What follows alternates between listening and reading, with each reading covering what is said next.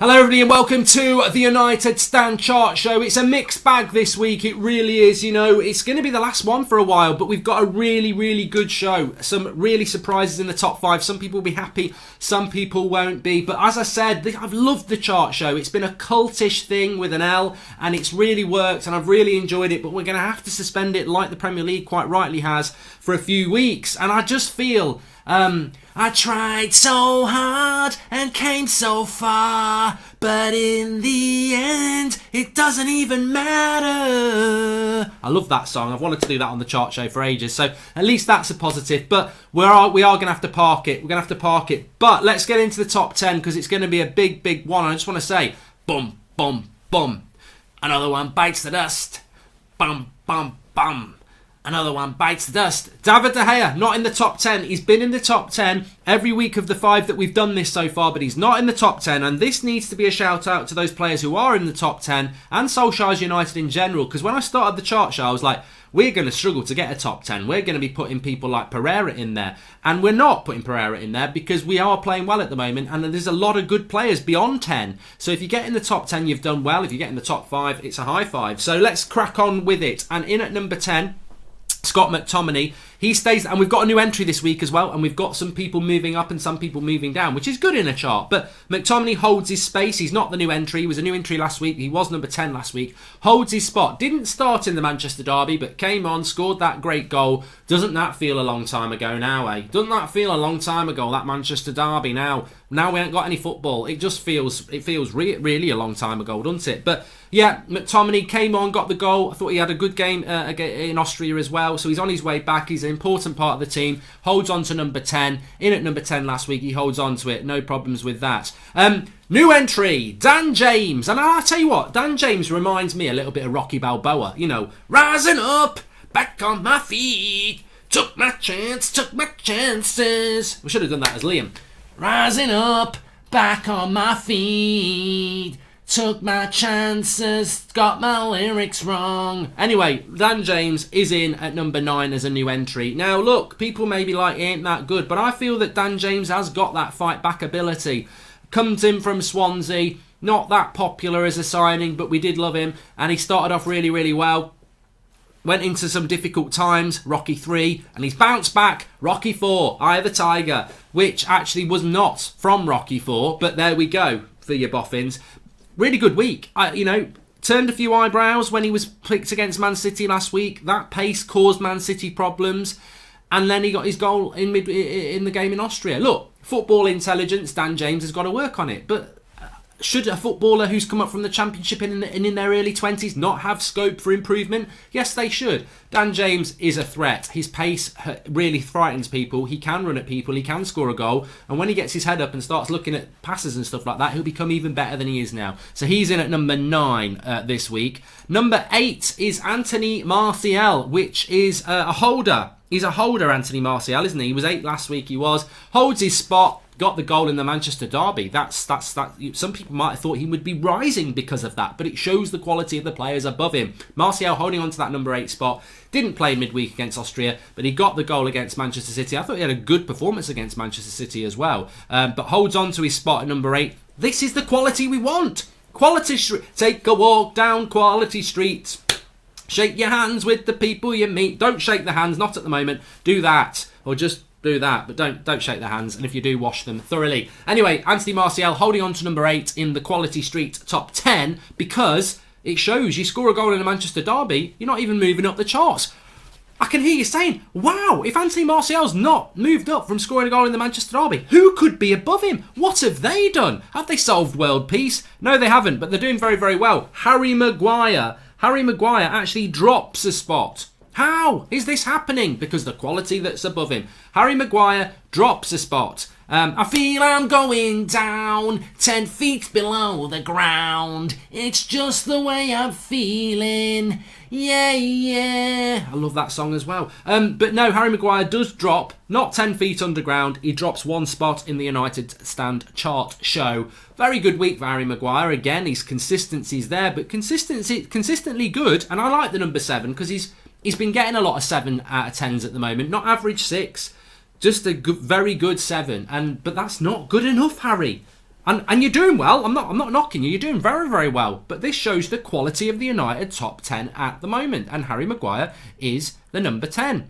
Number 6. Garlow. He's on his up. I tell you what, I feel like there's got to be a song for Garlow. And I think what it's going to be is...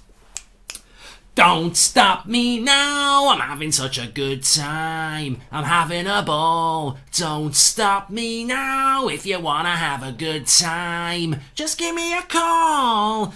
I'd love Liam Gallagher to cover that, by the way, Liam, if you're watching. But number 6 is Garlow. I tell you what, some people will be saying, why is he above Martial? Why is he above Harry Maguire? Because the goal he scored in Austria was very good, and he had a very good game there. But it's a long, long time I've seen somebody come on for 5 minutes in a game and virtually be pushing for man of the match. I thought his hold-up play against Man City when they were trying to get back into the game, it just stopped Man City getting any momentum. He was absolutely superb, and he had a big part to play in the McTominay goal with that hold-up play as well.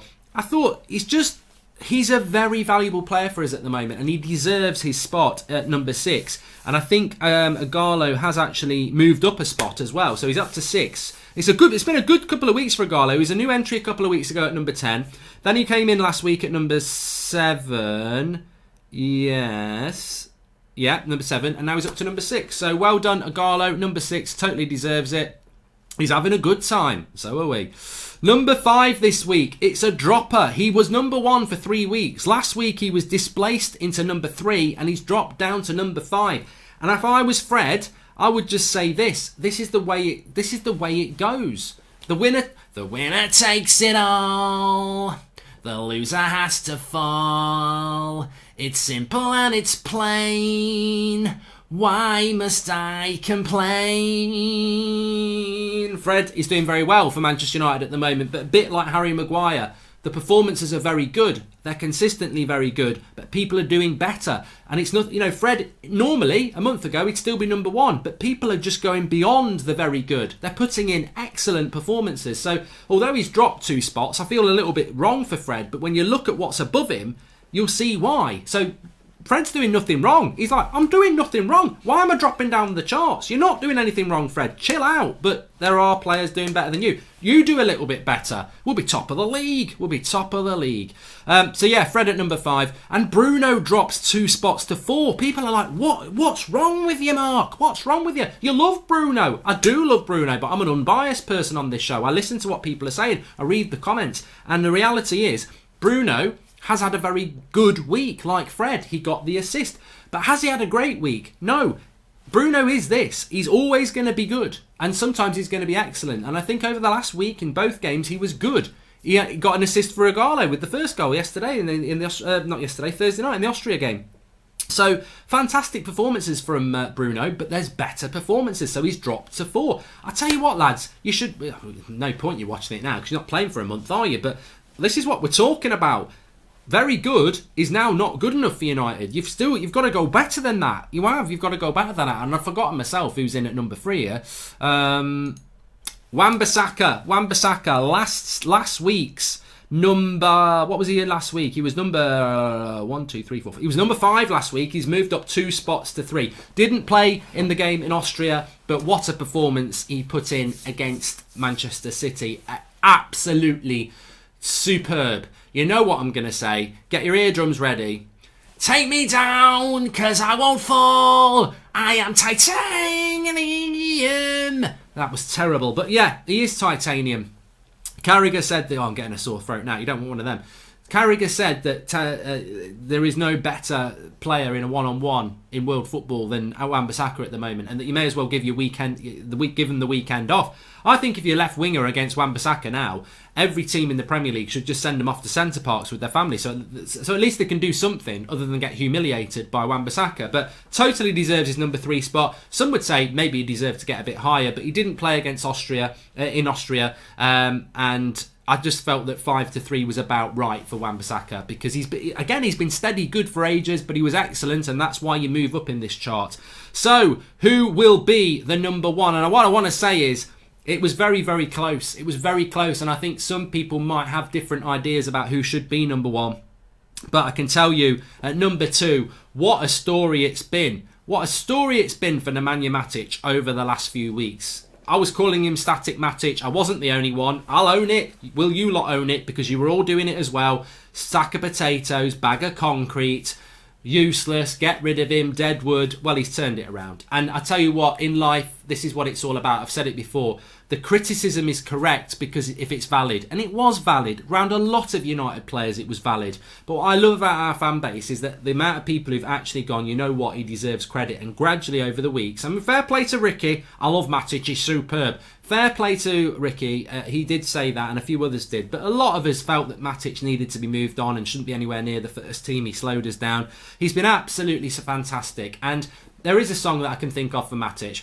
Who would have thought I'll never win? Look at me coming back again. Well, there's a single thing and it's eyes on you. And you want to know if I'm still standing. I'm in the same as you. Don't you know I'm still standing after all this time? Looking like a true survivor.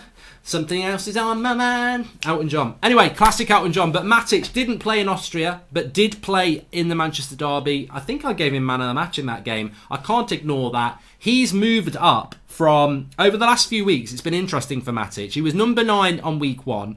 He then stayed at number 9. He then moved up to number 7. Then last week he was in at number 4. And now he's at number 2. Is he on the way to that number 1? A long way to number 1. A long journey for number 1. Some would say he might have got number 1 this week.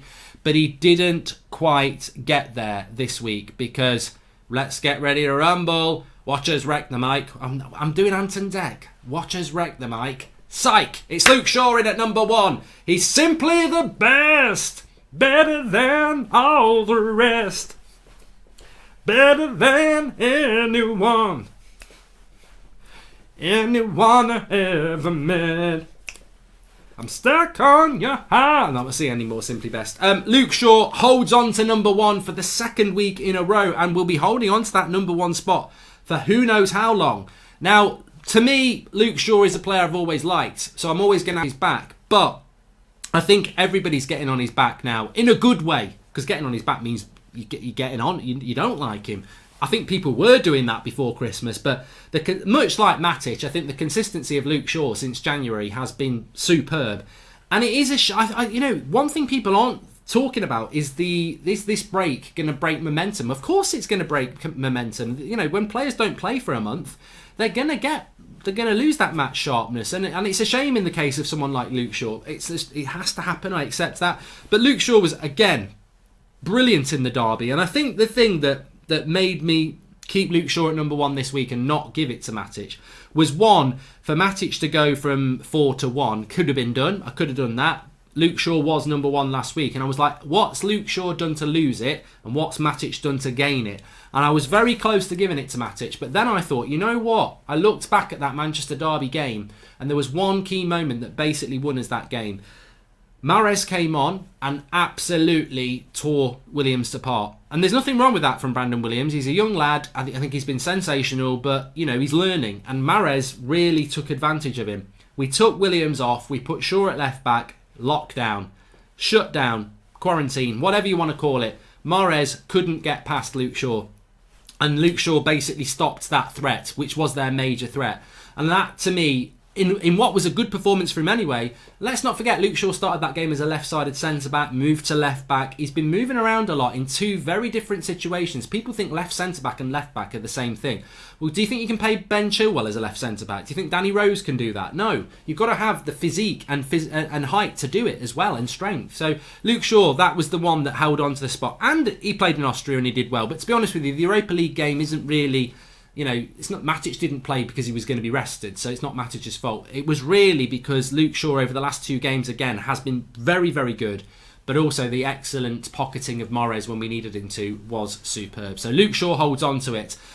Please do smash a like on the video on the chart show. I'm very sad to be ending it because I look forward to doing this, and I know it's only week 5, but I really do look forward to doing this show each week. It's a bit of a laugh, but it's serious as well because we actually seriously are ranking the United players 1 to 10, and I think we've been very accurate with it over that time. So thanks everyone who's been watching and enjoying it. Please do subscribe, obviously, if you're new. Lots of content coming up over the next few weeks to fill in the void, and we'll still be doing the 8 o'clock shows as well. But the chart show's going to have to go on a a suspension as well, an enforced suspension. I'll still be singing, but I ain't got anyone to rank, so that's where we're at with that.